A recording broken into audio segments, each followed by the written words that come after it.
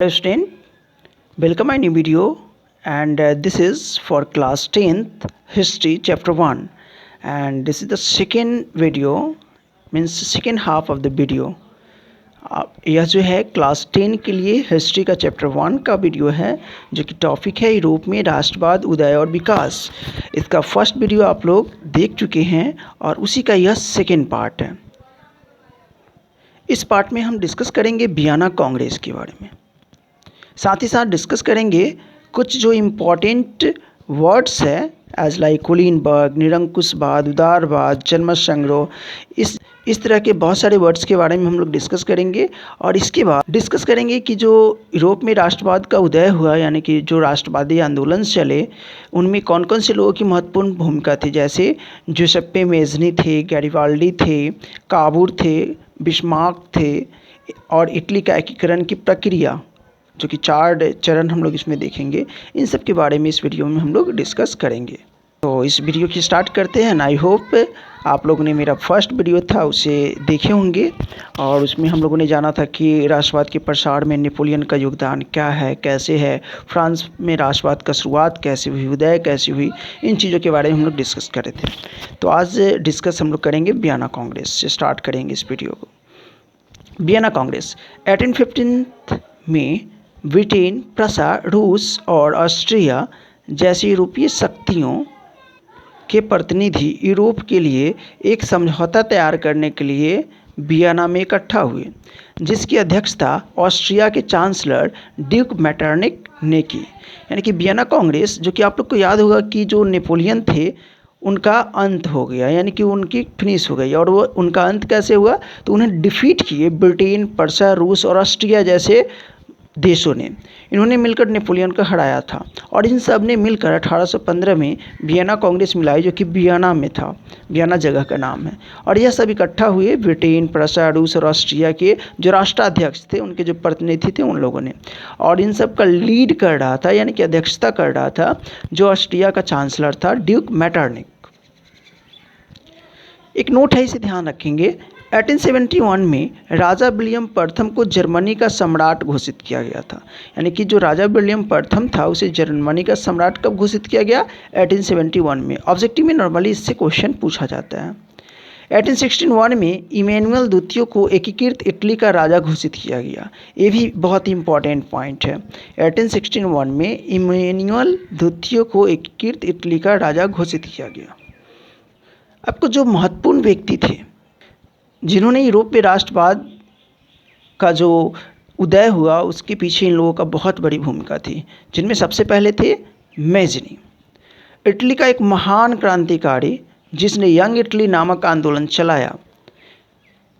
मेज़नी जो थे, इन्होंने यंग इटली नामक एक संस्था यानी कि एक यूनिट बनाया, साथ ही साथ यंग यूरोप भी इन्होंने ही बनाया था।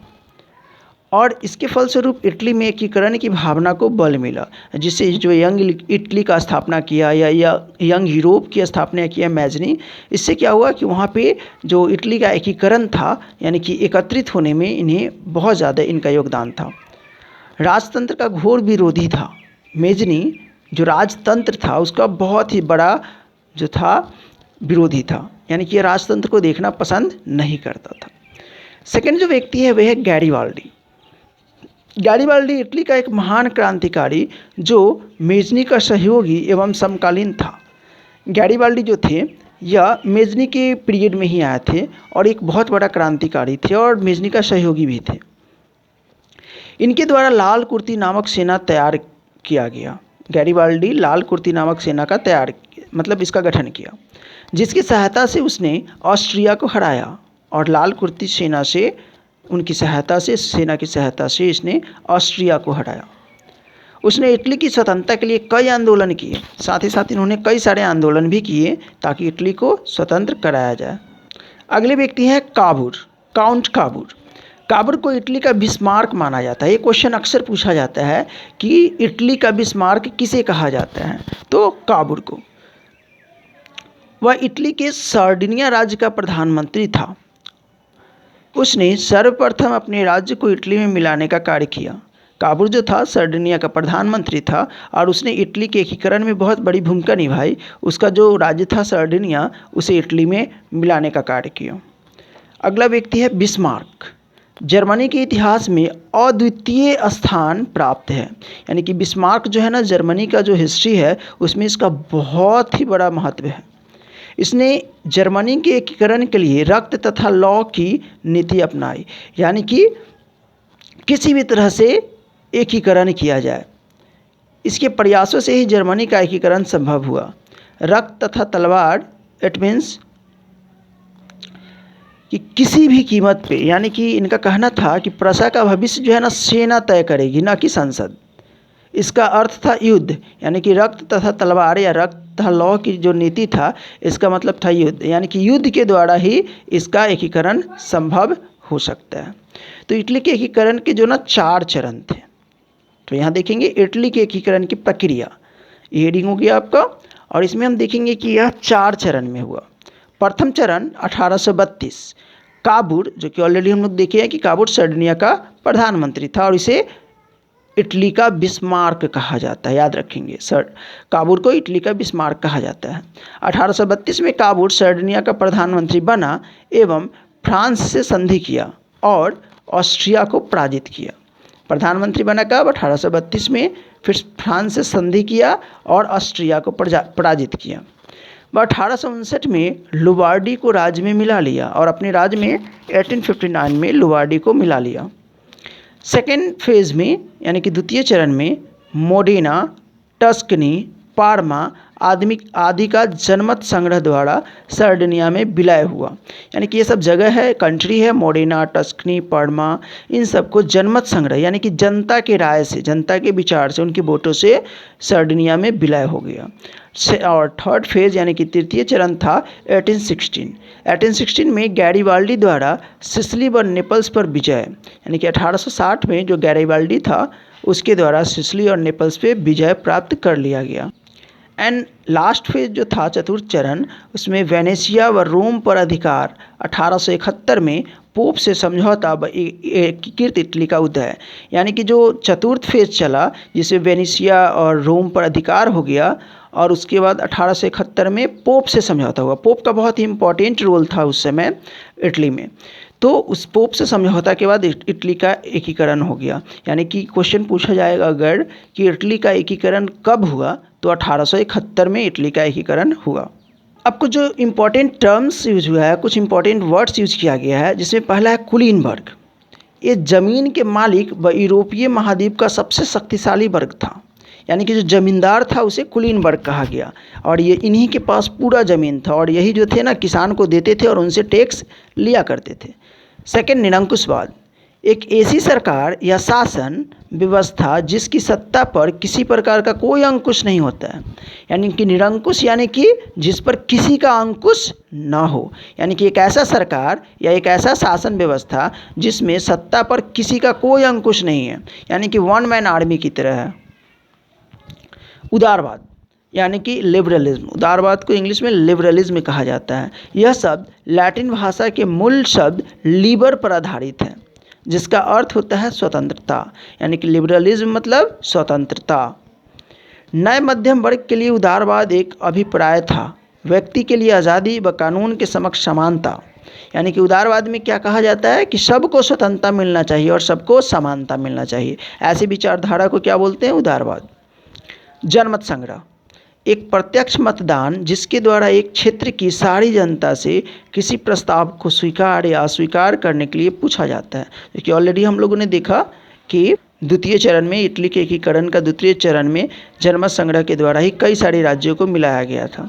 तो जनमत संग्रह में क्या होता है कि जनता से उनका राय पूछा जाता है कि आपको क्या करना है। तो जनमत संग्रह हो गया कि एक प्रत्यक्ष मतदान जिसके द्वारा एक क्षेत्र की सारी जनता से किसी प्रस्ताव को स्वीकार या अस्वीकार करने के लिए पूछा जाए। अनदर वन, रूढ़िवाद, एक ऐसा राजनीतिक दर्शन जो परंपरा स्थापित संस्थानों, पौराणिक परंपराओं और रिवाजों पर बल देता है। यानी कि जो रूढ़िवादी होते हैं ना, यह किसी भी तरह का परिवर्तन का समर्थन नहीं करते, यानी कि जो जैसा हो रहा है, जैसा चल रहा है वैसा ही चलते रहना चाहिए। तो उसे क्या कहेंगे, रूढ़िवादी। यानी कि समाज का एक ऐसा वर्ग जो समाज में किसी तरह का बदलाव का समर्थन नहीं करता हो और जो परंपरा चल रहा है उसी पे वह बल देता हो। यूटोपिया यानी कि कल्पनादर्श, ये बहुत ही महत्वपूर्ण है। अक्सर यह वर्ड आपको मिलेगा, यूटोपिया। एक ऐसे समाज की कल्पना जो इतना आदर्श है कि उसका साकार होना लगभग असंभव है। यानी कि एक ऐसे सपने में रहना कि जैसे कि चांद पे पैदल चलकर चले जाएंगे, तो उसे क्या कहेंगे, यूटोपिया। यानी कि एक ऐसा सोच, एक ऐसा कल्पना जो कभी पॉसिबल नहीं हो। अब चांद पे पैदल तो कोई जा नहीं सकता है, उसके लिए स्पेस क्राफ्ट चाहिए। तो चांद पे पैदल जाने की जो सोच है उसे क्या कहेंगे, यूटोपिया। यानी कि एक ऐसा समाज की कल्पना जो इतना आदर्श है कि उसका साकार होना लगभग असंभव होता है। यानी कि आप ऐसा कल्पना कर लो ना, इसको ऐसे सीधा वे में अगर कह ले तो आप एक ऐसा समाज की कल्पना करो कि जहाँ पे सभी ईमानदार बन जाए, तो ये भी पॉसिबल नहीं है। और कोई झूठ ना बोले, ये भी पॉसिबल नहीं है। कभी ना कभी आप झूठ बोलना ही है किसी न किसी वजह से। रूमानीवाद एक ऐसा सांस्कृतिक आंदोलन जो एक खास तरह की राष्ट्रीय भावना का विकास करना चाहता था या करना चाहता है। रूमानीवाद क्या, तो ये जो है ना सांस्कृतिक, इसको इंग्लिश में रोमांटिज्म कहते हैं। तो सांस्कृतिक आंदोलन यानी कि सामाजिक सांस्कृतिक आंदोलन था जो राष्ट्रीय भावना का विकास करता है। जुकर्स प्रसा की एक सामाजिक श्रेणी का नाम जिसमें बड़े बड़े जमींदार शामिल थे। यह एक सामाजिक वर्ग था, सामाजिक श्रेणी का नाम था जुकर्स। एंड लास्ट है जॉलबेराइन, यह एक जर्मन शुल्क संघ था। यह संघ 1834 में प्रसा के पल पर स्थापित हुआ। तो जॉलबेराइन भी वर्ड अक्सर देखा जाता है। नॉर्मली जो था ना व्यापारी वर्ग के लिए बनाया गया था 1834 में, और ये शुल्क संघ था यानी कि उनसे टैक्स लेने के लिए बनाया गया था। तो ये सब कुछ इंपॉर्टेंट वर्ड है जो कि आपको इस चैप्टर में बहुत सारे मिलेंगे। तो आई होप आपको इससे बहुत फ़ायदा मिलेगा। तो आज की इस वीडियो में बस इतना ही। यूरोप के राष्ट्रवाद और विकास में जो है, जो हिस्ट्री का चैप्टर फर्स्ट है क्लास 10 के लिए, तो इसमें आज इतना ही। फिर मिलते हैं अगले वीडियो में। एंड आई होप आपको यह वीडियो पसंद आएगी और इसका आप दोनों वीडियो देखेंगे तो और बेटर से आपको समझ में आएगा। तो इसी तरीके से न्यू वीडियो पाने के लिए लाइक और सब्सक्राइब करते रहें। So thank you for watching my video. Have a wonderful day.